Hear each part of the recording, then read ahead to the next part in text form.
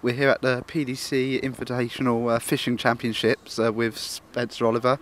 First of all, Spence, you've caught quite a big fish as well today. I did. I caught a massive fish actually. It's as big as me. Yeah, it was. Very good start to the day. A nice big carp. Yeah. And Glenn has a bit of money on you as well to catch the biggest fish of the day. He only told me that after I pulled the fish out, but yeah, I think he did. He's fishing over there with my granddad. He's in the next pot. So yeah, they're doing all right. I think they're pulling out a few fish as well. Yes, I split the winnings hopefully with Glenn. Oh, is that what he told you, did he? Yeah, hopefully, yeah. And we've got a big weekend for boxing coming up. We've got a show in Manchester featuring Scott Quigg, Anthony Joshua. What can we expect from that card up in Manchester, that matchroom are putting on? Yeah, I think it's an excellent card. You've got Joshua, fighting a guy called Heach, I think his name is. Something. Anyway, he's a good opponent, good step up in class for Anthony Joshua. Looking forward to seeing that one.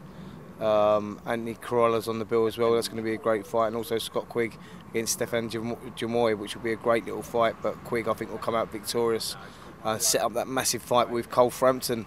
Frampton having a great win last week, winning the world title, and that's a mouth-watering contest we've got in prospect if Quigg comes through Saturday night. Definitely, and I mean, on the back of the Frochgroves 2 at Wembley, I think the British public are looking forward to those great domestic clashes with Quigg and Frampton, Amir Khan versus Kell Brook on the horizon. Yeah. I mean, do you think we could see a lot of those domestic fights happen in 2015? Absolutely. I think that Eddie Hearn's doing a great job at the moment, and he's signed a lot of these fighters now. He's got James DeGale, as they're talking about a possible fight with Cole Froch as well.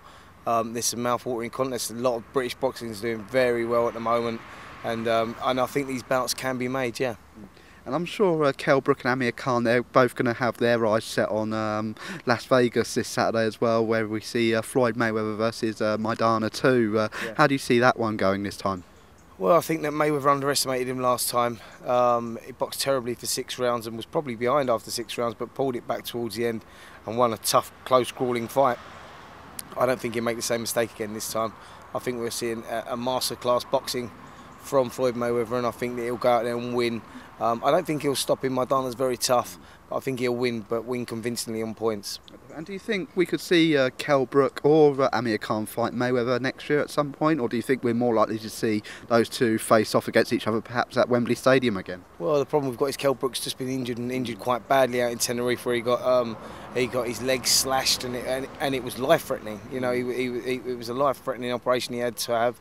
So I don't know how long Kell's going to be out for. They're talking about him being back by springtime, but I'm not so sure he will be back by spring. And will he need a warm-up fight? So, a fight with him and Amir Khan, which was talked about for May, could be pushed back to the later part of the year. But I think it's a fight that will still happen, pending on obviously how bad Kell's injury is. But fingers crossed, we're all thinking of Kell at the moment, and I hope he makes a speedy recovery. Definitely. And a fighter you do quite a bit of work with, Derek Chisora. First press conference for their fight again is on Monday. How is Derek's hand now, and how are preparations going ahead of the rescheduled fight with Tyson Fury? Yeah, Derek's doing really well. He hasn't started punching with it yet. He's in the gym doing a lot of strength and conditioning. Just started some light training now, so preparation's going well. He's up for the fight, as he was last time. It was very unfortunate what happened to him, breaking his knuckle just a week before in his last sparring session. I was there, and it was a shame. But yeah, he's looking forward to this one with Tyson Fury, and I'm looking forward to that press conference on Monday, because both guys are a little bit fiery, and I'll just advise everybody to take their gum shields, really. Yeah, definitely. Especially as well, Tyson's a bit upset. He hasn't been in the ring for a number of months now, nearly a year, is it? And I mean, he's probably going to be quite eager as well. In the last build-up, we saw tables being thrown, yeah. And so should be quite fiery, like you say. Yeah, absolutely. I mean, you got to feel for Tyson Fury. The frustration he must have. Firstly, with David Haye, he was in training camp for that. They was close to the fight. David Haye cut his eye in his last sparring session. And then the thing with Derek Chisora. So, he's been sidelined, Tyson Fury, and he's lost a lot of money in the process as well. So I do feel sorry for him.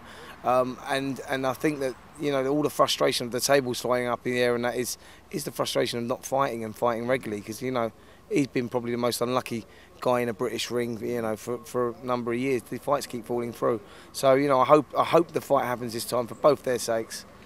Definitely. And someone that's out in Vegas at the moment, we're seeing a bit of him again, and he's saying in the next couple of weeks we'll hear an official announcement from David Haye.